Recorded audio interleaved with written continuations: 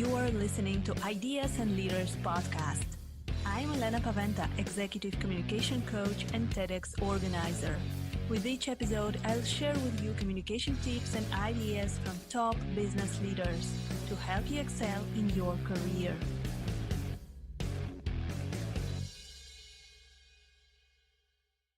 Hello, everyone. Today, my guest at Ideas and Leaders podcast is Eric Edmeads. He's a serial entrepreneur, he's an international speaker, and he's an author of Wildfit.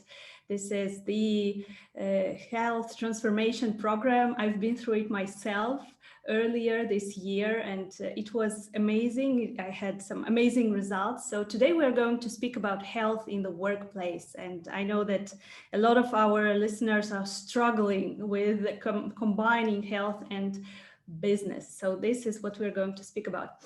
Hi, Eric. It's great to have you on the podcast. It's good to be here. Thanks for having me. So, Eric, do you think it is possible to actually maintain good health and being super active in business at the same time? I don't think it's possible to do it the other way for very long.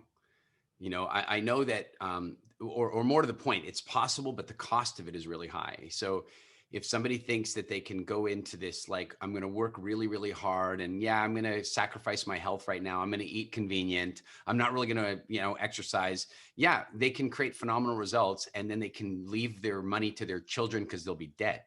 And I'm being a bit harsh about it, but I believe that if you want to achieve phenomenal results in business and you want to live long enough to enjoy them, then you don't have a choice. You have to work on your health relative to your career as well. Yeah, so I know that many people in business, they are working very long hours. They don't have time to eat, to sleep, anything that is connected with being in good health, actually. So how to find this right balance between actually doing everything that we have to do. We know basically since childhood what we have to do, that we need to have a good sleep, that we need to move, but sometimes we just don't have time. And even before recording now, you said that the day is moving so fast and we have so many meetings. And sometimes we find ourselves that it is already evening and we still, for example, did not do the workout or did not, eat healthy snacks or something like this. So how to balance? There's a clue in the question. You're saying, how do we find a balance between these things? It's not a balance. It's an order of priority. So imagine that you're going to go on a very long drive. There are some things that your car needs before you go on that long drive. You can't balance that. Well, I'll balance the long drive with getting enough gas, with getting the oil change. Like if you try to find a balance, in other words, you decide, well, you know what, today I can just drive for hours and hours and hours and I don't think about those things, then the car will stop. Your body is the same way. So it's not a matter of balance. It's a matter of priority. Your body has needs, your mind has needs. And if you do not meet those needs, you can run hard, but eventually you'll run empty. So for example, you and I connected just before the interview here, and I was a little late, 2 minutes, I think, but I'm a little bit late because as I said, my day's moving very quickly. But you know what I didn't sacrifice? The first thing I did this morning is I went to the gym. And I did that even I did that even though I know I have an incredibly crazy day and I've got tons of demands on me right now. I've got, one of our kids is in the hospital. Like, it's like there's stuff to deal with, right? But I know that if I sacrifice my health with my food, my breathing, my exercise, then it is actually harder to deal with all those things. And so it is not a matter, in my opinion, it's not a matter of balance. It's a matter of priority. It's like you must breathe. You must drink the right amount of water. You must get appropriate levels of sleep whenever possible. You must do these things. And it's not, to me, it's not a matter of balance. It's a matter of they come first. Yes, absolutely. I love it, what you say. And so when we get our priorities straight, we know that we need to do those things. So what to do? Because there are so many programs out there, supplements out there, magic pills and everything they tell that if you eat this or if you drink this, then it will be amazing. So we seem having all this, we seem to have more and more health problems. This is what I observe. The more supplements and magic diets we have, the more health problems we have. So how to actually choose what is good for us? Well, I think the first thing to understand is that food science is one of the most flawed sciences in the world. And there's lots of reasons for this, but the main two are that in a proper study, in a proper, say, experiment, you control everything and you flex only one thing. And you do that for a period of time long enough that you can test the real results. The problem with something like food is long enough means intergenerationally. In other words, you would want to check what somebody was eating. You'd want to have a control group and get them all to eat 99% exactly the same, but then change one thing. And then you'd want to watch them for their whole life and then see how healthy their kids were. Like, food science is a really difficult thing to deal with because nobody controls diet that well. Nobody. So there's too many variables. The second reason that food science is massively flawed is that it's bought and paid for. It's influenced by the industry. So if you want to know why low fat became such a big thing, well, there's a bunch of reasons, including ego-based scientists and unscrupulous oil manufacturers that wanted to start getting us to eat oils that previously were used only for the development of soap and fuel. And they wanted us to eat those things. So they created the low fat movement and they made us angry with saturated fat, which was wrong, but it was profitable for them to do that. So food science is flawed. And here's one rule to go by. If anybody's theory about food or anybody's theory about nutrition violates evolutionary biology, then it's probably wrong. And at very least, it needs to be re-examined. So if we imagine it another way, let's say, Elena, you got a new pet, an exotic pet, and somebody gave you this pet and you had to take care of it, and you had to take care of it. Would you go on the internet and look for research studies and clinical reports on what happened when the cat, when this pet ate corn, or would you go look at what Harvard Medical School says? Or would you instead tune into National Geographic and watch a 90-minute special on the life of the animal? And you go, oh, look, the life of the animal. This is what I should be feeding my animal, right? And so we really should be doing something very similar. And I think that a huge amount can be learned about optimizing our relationship with nutrition and exercise and so forth by looking in two places. We don't have National Geographic following around, we don't have that, but there are two versions we do have. One is archaeological record. We know a huge amount about the way our ancestors lived for the last 300,000 years, plus the pre-ancestors before that. We know that. there's not a huge mystery about that. And then on top of that, there are still small pockets of hunter-gatherer communities that, while we might not want to romanticize their way of life as the traditional human lifestyle, I think we can very easily make the argument that the way they live is the closest representation we have. And so if we look at those two things, that's like you watching National Geographic to find out what your exotic pet should be eating and how it should be exercising.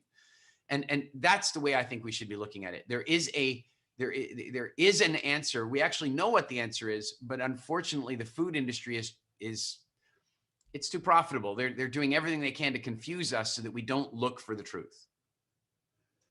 Yes, we can look at hunter-gatherers, but we cannot replicate their way of life. And for example, our listeners, people in business, they have the food that is available in the local store, and they have what they need: coffee to survive, to go through the day. This is basically there are some necessities and priorities, and then we start thinking about some healthy things that we can add to our diets. And for example, add one apple. There is this saying, an apple a day keeps the doctor away. And we think that, okay, we have this one apple and we should be fine.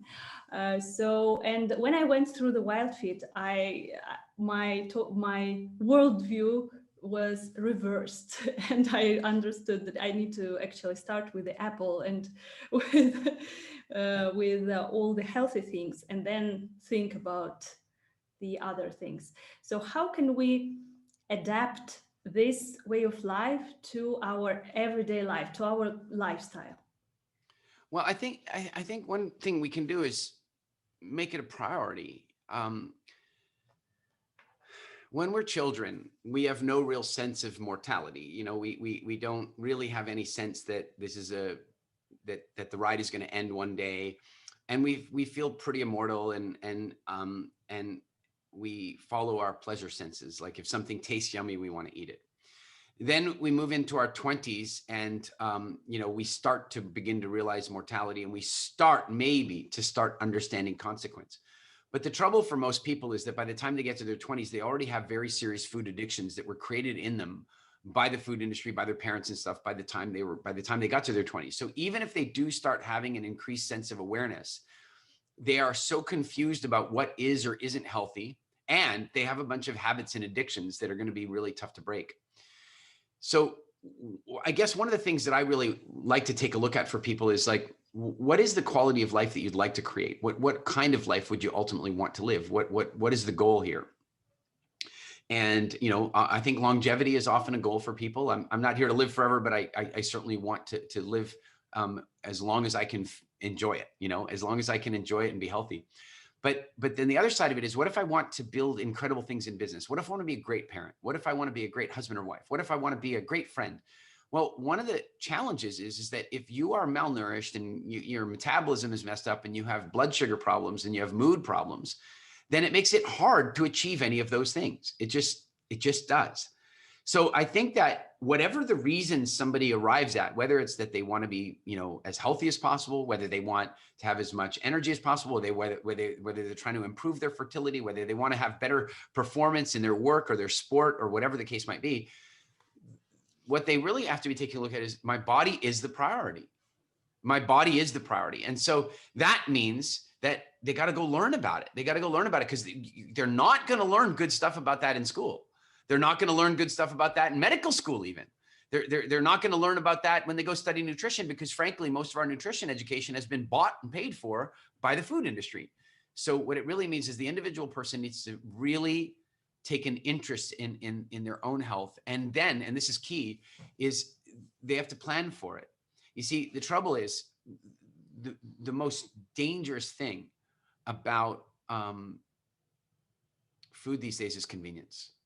It's that people have gotten lazy and they just eat what's convenient, and mostly convenient food in the developed world, mostly convenient food is unbelievably unhealthy. Funny thing is, here in the Dominican Republic, convenient food is right now mangoes falling off trees, and you know, like the convenient food isn't so, but it still requires work. You got to walk to go get it. You got to climb the tree. If you want to go fishing, it takes effort. You know, convenience, where something comes in a plastic container and it's the right color and it's perfect every single time, that's the problem. And so it's really key to me that we first of all prioritize our body, and then having prioritized our body, we really make the effort to plan and be ready. You know, for example, if we're going on a long trip, we don't want to trust the airport to feed us, because they don't have food at airports. They have something else that looks like food. Yes. So, so you're saying that we have to prioritize, and we have to plan. Do you have any tips for people who are motivated, but they just don't have time? Because healthy food, it requires preparation. So you need to cook this meat, you need to chop vegetables, you need to do something with this. If you take, I don't know, frozen pizza, you don't have to do anything. You just take it and eat it. So do you have any tips, or how do you prepare your food, for example, for a week when you're super busy? What do you do? Well, let's go back to the key item here. The key item is motivation. The key item is that it's important to you. If it became incredibly important to you, you would do it. In other words, if there was no convenient food, if you couldn't just order a pizza, then you would cook, right? But if it's only because we can have the convenient food that we don't. So that's the first thing to understand. Then the second thing is a matter of perspective. If you want to watch somebody learn how to cook really quickly, take them to the doctor and have the doctor tell them they have early stage cancer and they'd better start eating properly. Suddenly they're willing to cook. Suddenly they're willing to make the preparation and shop at the right part of the store. Suddenly they're willing to. Well, what I would suggest is don't wait until that conversation with the doctor. Get willing to now in a preventative way. And so what some of the tips that I would have is, you know, and these tips depend on people's economic positions and what countries they live in and so on. But look, for somebody who lives in America or Canada, even probably most of Western Europe, I don't know what it would be like in Cyprus. I'm not sure quite so easy, but there are wonderful, healthy food delivery options. So if you want to save yourself some time, get food like good quality food delivered to the house. Make it easy. In America, there are options where you can go to, say, a quite healthy grocery store, and they will actually deliver all the healthy stuff to you. You've just saved yourself 2 hours, which you now can put into the food preparation because the food's coming to you. There are also prepared food companies that have really good quality prepared food. You know, that's it. Now, some people don't have that option, maybe economically, or maybe in their country they don't have it. But if you're in a country that doesn't have those services, what you quite often have is lower cost workforce. So for example, here in the Dominican Republic, I could very easily have a chef. I could very easily, I happen to like to cook, so I very rarely do that, but I could easily have a chef and make it convenient in another way. And now for a lot of people are thinking, well, I can't afford to have a chef and I don't, you know, really have the food delivery. Then it's a matter of recognizing that you simply need a new set of skills. And what I mean is that we grow up learning to cook certain things, learning to shop in certain sections, learning to become dependent on certain ingredients, learning certain recipes and so on. That's what we grow up. But for most of us, those skills are leading toward, you know, cardiovascular disease, heart disease, cancer, diabetes, obesity, infertility, suffering of all kinds. That's where it's heading. So then we take a look and go, well, wait a minute now, what are the new skills that I want to learn? And jump in, sign up for cooking classes, healthy cooking classes. There's lots of them. And you know what's really great at a healthy cooking class? You're learning about the ingredients. Like, touch your food. You know, remember that this generation that we're in now, like even 3-4 generations ago, people had to like grow their food and they had to prepare it for themselves. You know, go back to that a little bit and develop a proper relationship with your food. And by the way, a lot of times people think that when they go on to some kind of diet that they're going to give up flavor and that kind of, absolutely not. There's no, there's yummy cooking. About the only time it's hard to do yummy cooking is with low fat diets, and they're broken. Low fat diets are ridiculous, but a low fat diet is tough to cook for flavor because fat is flavor. And then you end up replacing the flavor with sugar, and then you end up putting on weight. So that's the one diet program that might be tough to learn to cook for. But in anything else, like for example, in Wildfit, there's yummy, awesome, delicious Wildfit meals. And for people that are interested in Wildfit-like meals, the paleo community is huge. And many of the paleo meals are a match. They're quite closely aligned with a lot of the things that we do at Wildfit. There's really good quality food out there. And it's a matter of saying, hey, this is important enough for me to learn it. Yeah. So what would you recommend to avoid? Like, what is the 100% no for a person who is used to have several coffees per day? And I remember myself when I was working in 9-to-5 job, every morning I would go have a coffee. I would have a snack, which included sugar, you know, that they gave energy and a boost of energy to wake up to start working. And this was, you know, everyday thing. So what would you recommend to start with? What to avoid to start changing this lifestyle? I would actually recommend not doing that. I would actually recommend prioritizing again differently. One of the principles in Wildfit is that your health is far more impacted by you getting enough of the good stuff than it is by you removing the bad stuff. If you think about it another way, the average person in the Western world is currently today overfed energy and underfed nutrients. So they're putting on weight and they're malnourished, and it's a horrible disaster. That's right there is at the core of just about every health problem we're having. Now, If you take that person and get them to remove the bad stuff, now you've removed the bad stuff, but they're still malnourished, which means they're going to eat the bad stuff again. It's just the way it is. They're going to binge. They're going to, I'll stop eating it. I'll stop eating it. And then boom, they're eating it again. And the reason is that they were malnourished in the first place. So one of the core principles of Wildfit is to first focus on getting your needs met and keep eating the junk if you want. You know, your body has a huge capacity for cleansing and repair when its needs are getting met. And so if somebody came along and go, Eric, you're going to make me give up coffee and chocolate and ice cream or something. No, I'm going to ask you to have a healthier relationship with those things. But step one, I want to say, let's get more good stuff in. And of course, as you know, having done Wildfit, the more good stuff you put in, the less craving you have for the bad stuff anyway. Yes, absolutely. This is true. And so you recommend to start eating more fruits, vegetables, and what else should we add to our not healthy diet? Well, I think what we should look at is, as I said, imagine we're watching National Geographic, and National Geographic is watching some wild humans 100,000 years ago or 30,000 years ago, or frankly, some of the hunter-gatherer tribes that are in the world today. What we'll find is that their diet consists largely of fresh, naturally raised meats, fishes, eggs, poultry, seasonally available vegetables and root vegetables, and seasonally available fruits. And, you know, maybe occasionally nuts and seeds from time to time, but again, seasonally. That's it. That and water, you know, and air and movement. I mean, that's it. That's where it's at. Now, I know some people are going to be like, well, I want to be a vegetarian. That's another conversation for another day. You can certainly make that choice if you want. But the important thing to remember is why do we need to eat certain things? So, for example, in the case of eating meat, there's some very specific things that we need from that. And if we're going to choose not to eat them, then we have to find another way to get them, and that's fine. We can try that too. But if for somebody who isn't focused on vegetarianism, then yeah, increasing your intake of good, healthy, well raised animal products like meat, fish, eggs, and poultry, fantastic. Adding in seasonally available vegetables and fruit when they're available, and not eating them, not binging on them, and not eating them for too long. Like any vegetable eaten for too long is eventually going to cause problems for people, because the vegetables are, as much as they may have good things in them, they also have plant defense mechanisms in them.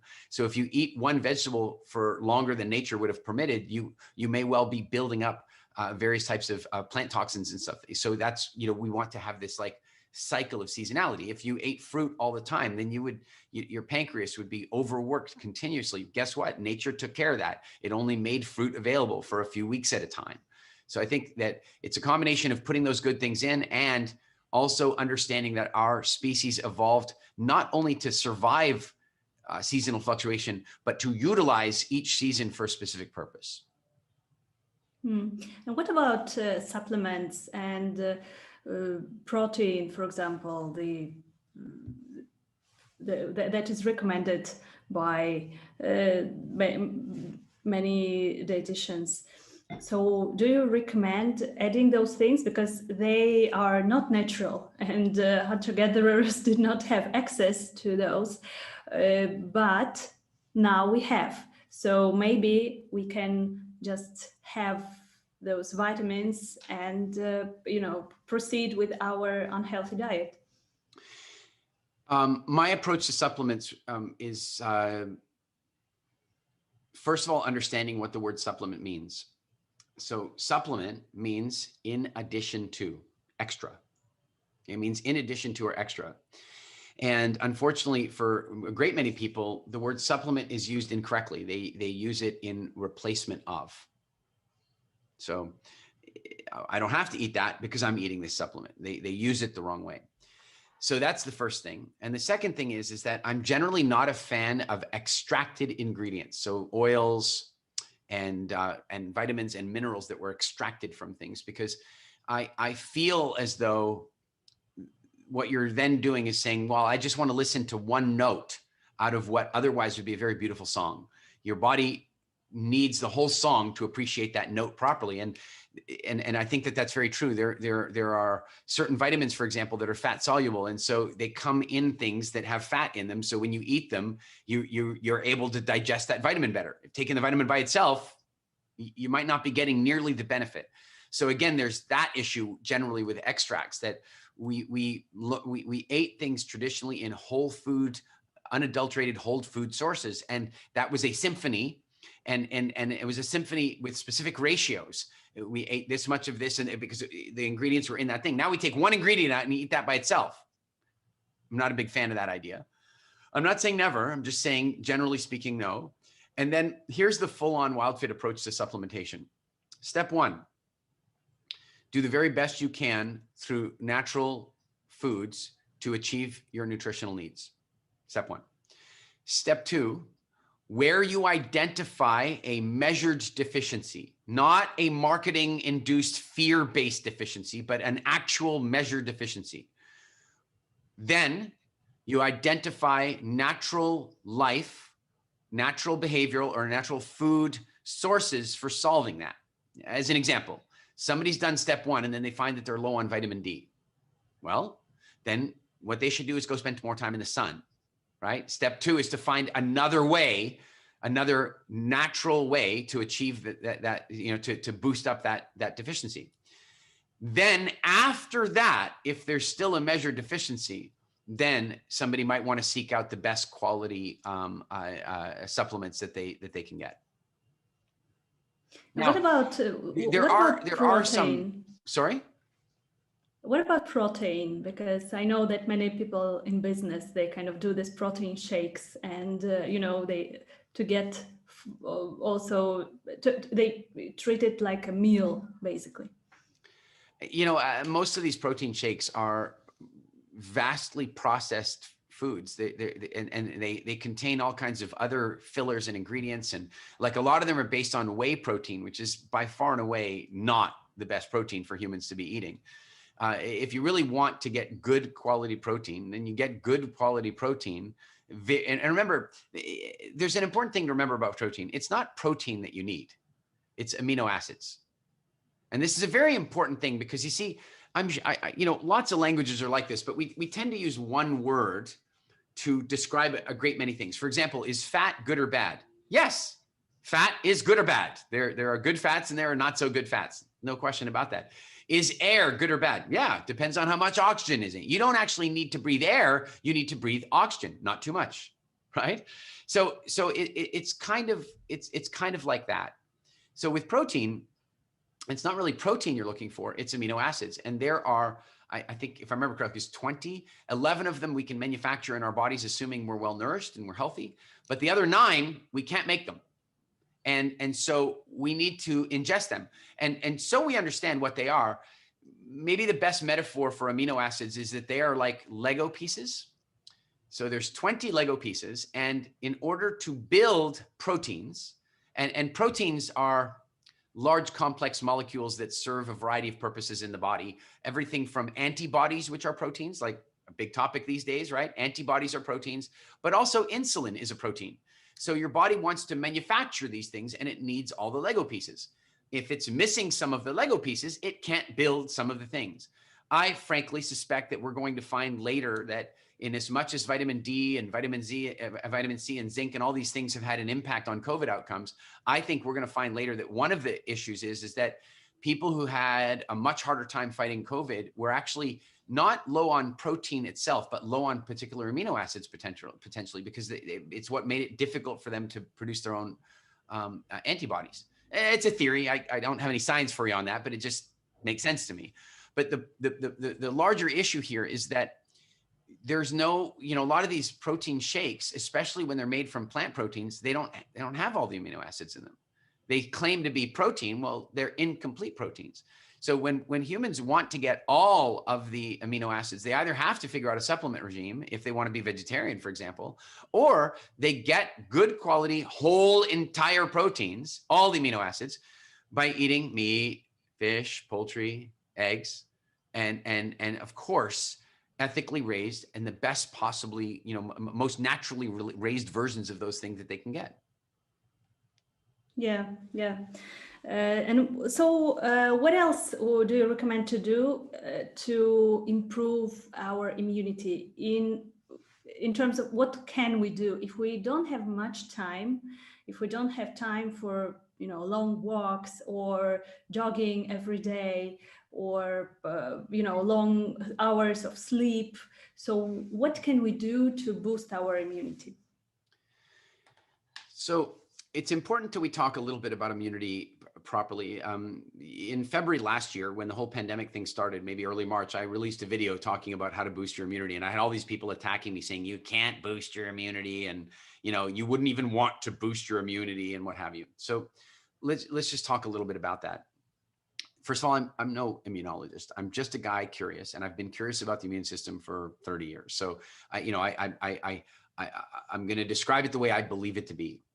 But there are two primary components to our immune system, our innate immune system and our acquired immune system.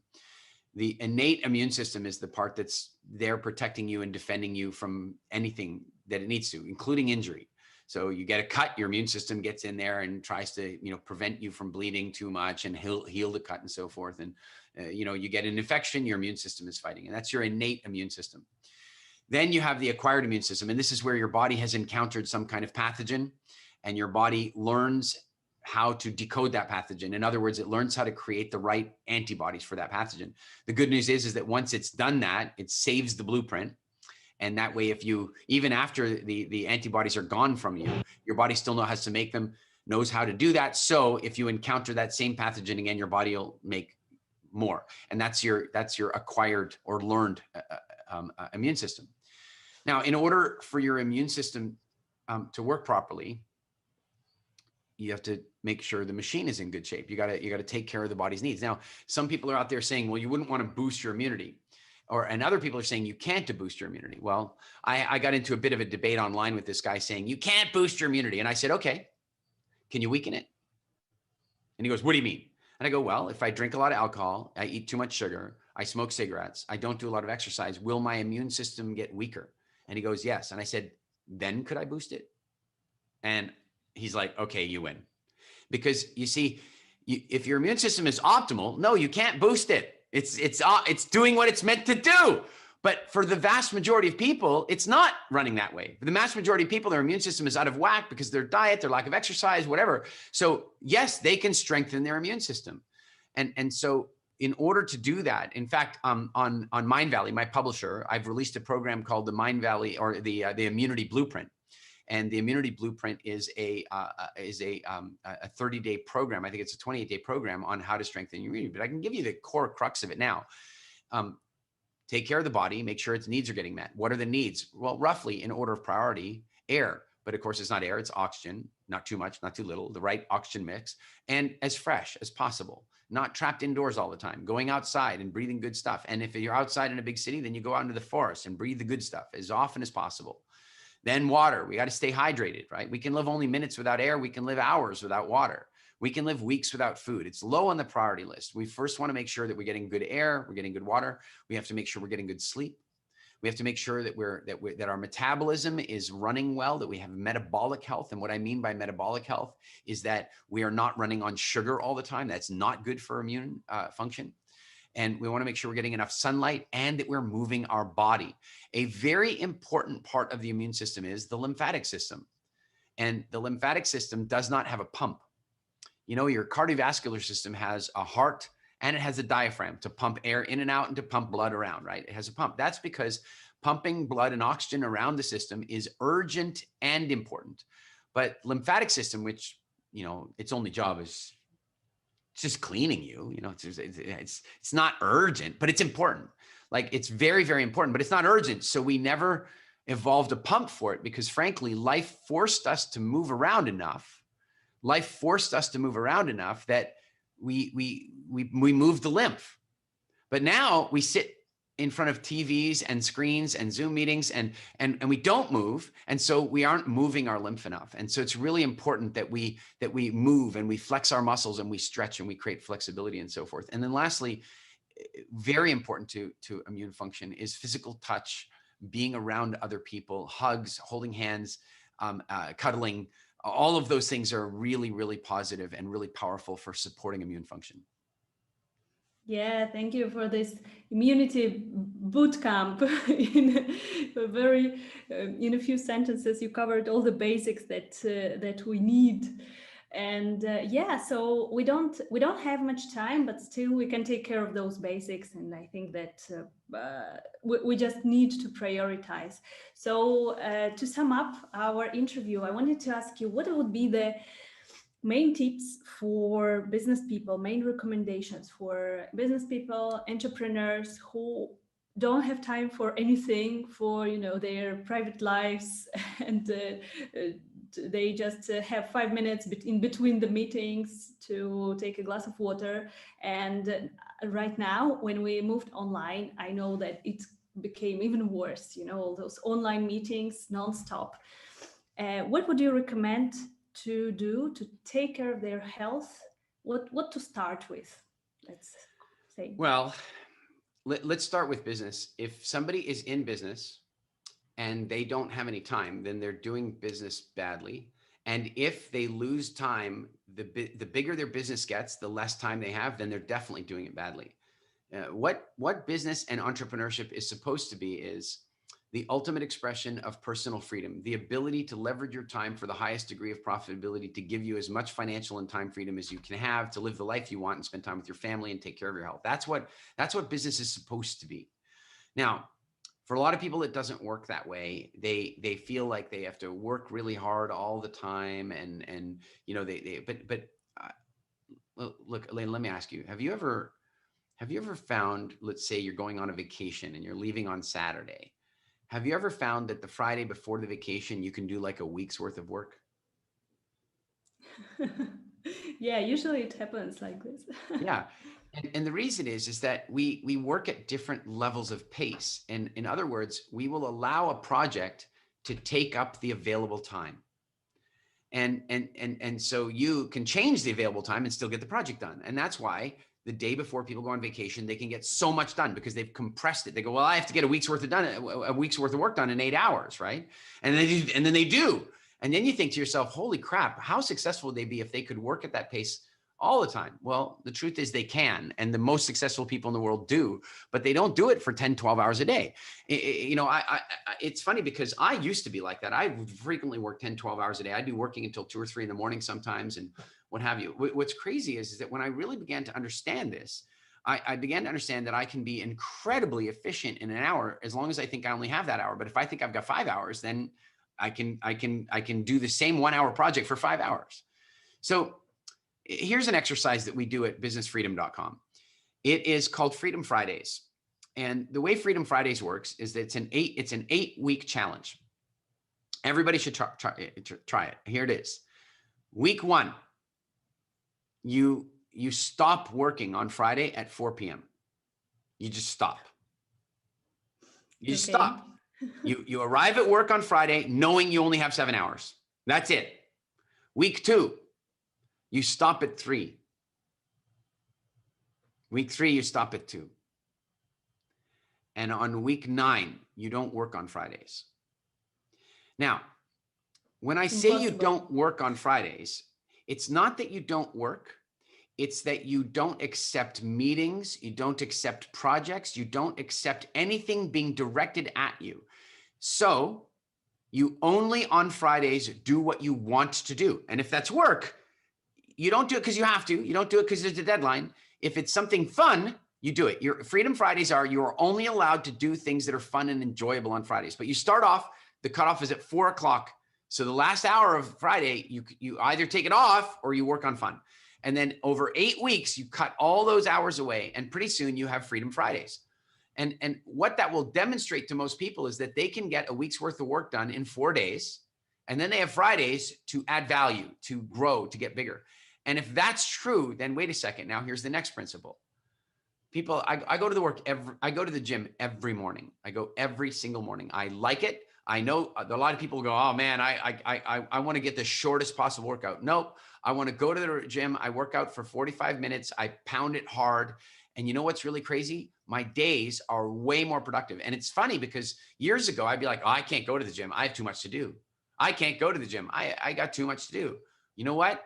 Because I go to the gym, I'm able to do so much more. Yeah, it gives us so much energy. I also did the sun salutations today in the morning, and I have a lot of energy to go through the day. Yeah. So yeah, we just need to find time. We need to prioritize, and that's it. Thank you so much for all your tips and for your inspiration. I'm sure that our listeners got a lot out of it. So if our listeners want to go through your Wildfit program or through your immunity program, where can they find you?